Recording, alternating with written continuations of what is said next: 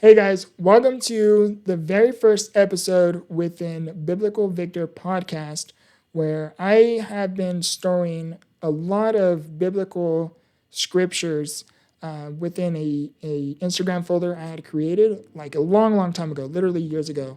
And every time a quote impacted me or really enlightened me or gave me some found of hope during my seasons, is I would store it into this folder. And every once in a while when I'm going through my seasons, I would go onto that folder and just scroll and find enlightenment or strength or even find that spark of faith again when I'm navigating certain seasons of my life. And also too, I also do read scripture every night, every day as well. So that definitely helps. But having that said, is I have literally thousands. I'm not even exaggerating, of scriptures within this folder of mine. So I thought to create the first episode utilizing one of those topics. So let's get right into today's episode. As I make these episodes, I will improve on it and get much better at making these kind of styled content. But let's get right into it.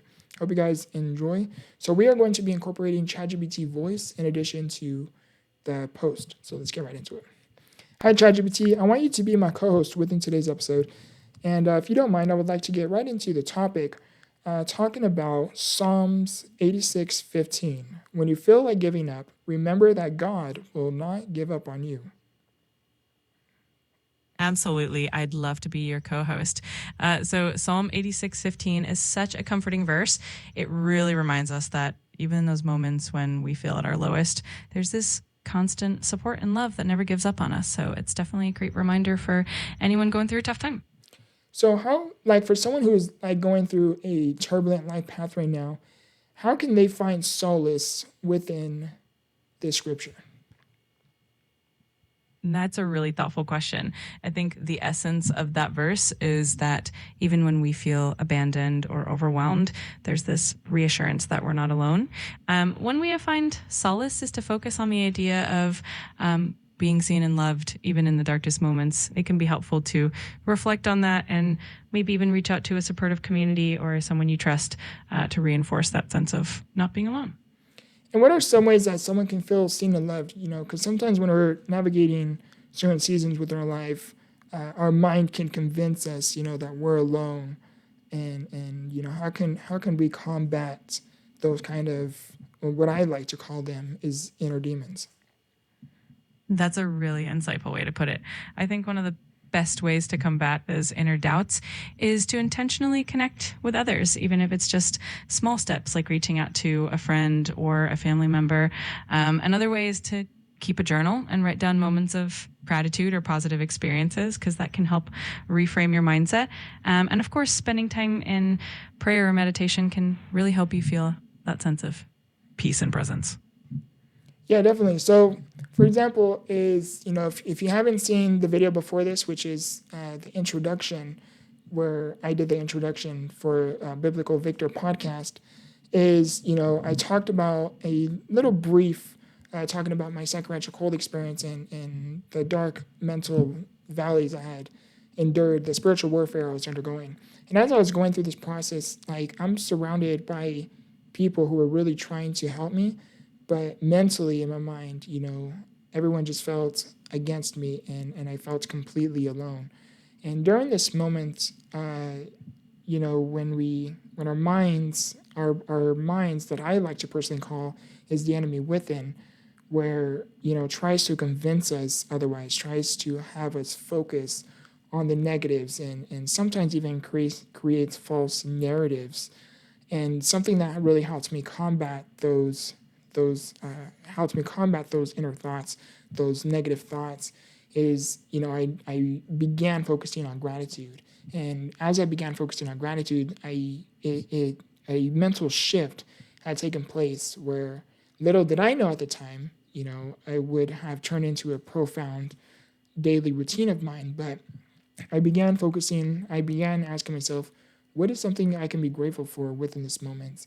And it was, I cannot explain this kind of experience, but a profound divine intervention of an experience that had taken place where, as I opened up myself to that thought of what can I be thankful for in this moment, and I'm in bed, I'm crying, I'm sobbing, and I'm undergoing a spiritual warfare. It's a very ugly experience. And me having my disability, I didn't have the ability to literally just get up and go and, take a drive somewhere or take myself to the park or, go for a walk. I didn't have that. I'm literally in bed and I'm like a vegetable in a way. I'm immobilized because of my SMA.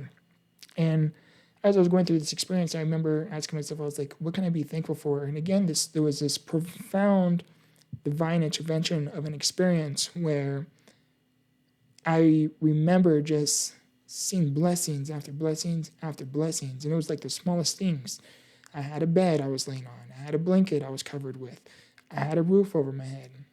I had furniture around me that was holding my clothes. I had like so many things. I had a wheelchair, that can get me around day to day. And I started to see so many different things. And I remember the nightstand that's right there next to my bed. It's like there's so much within this experience where till this day I cannot entirely put into words. And I remember just like reaching for the nightstand, and all I wanted to do was just feel it.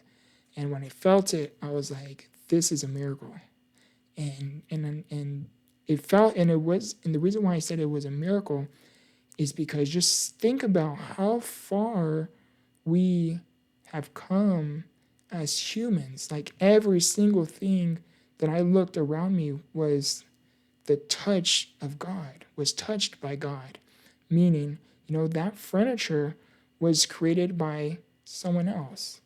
And that person who created that furniture was also a child of God. Meaning, we all came from literally nothing. And here we are, covered and divinely connected to everything in a weird, divine, spiritual context. It was a profound experience. That is such a powerful testimony. And I think it really highlights how gratitude can shift our perspective in such a profound way. It's amazing how even the smallest things can become sources of immense gratitude when we allow ourselves to be present and aware. And that sense of connection to everyone and everything around us is truly beautiful. Thanks for sharing that. And this video is, I thought it was a lot shorter than this. I didn't know it was this long. But if you can take away anything from this video is, I want you to know that whatever season you are going through, I want you to ask yourself, if there was nothing great on the other side of what you are going through, then why is the enemy trying so hard? I personally like to say the enemy within, the enemy. I don't like to say devil. It's the same symbolism to me personally.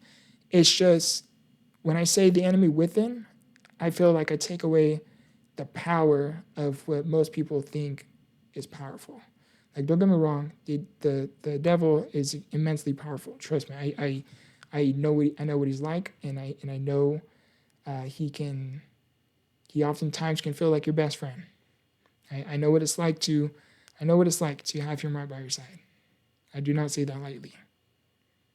But I also know what it is like to face him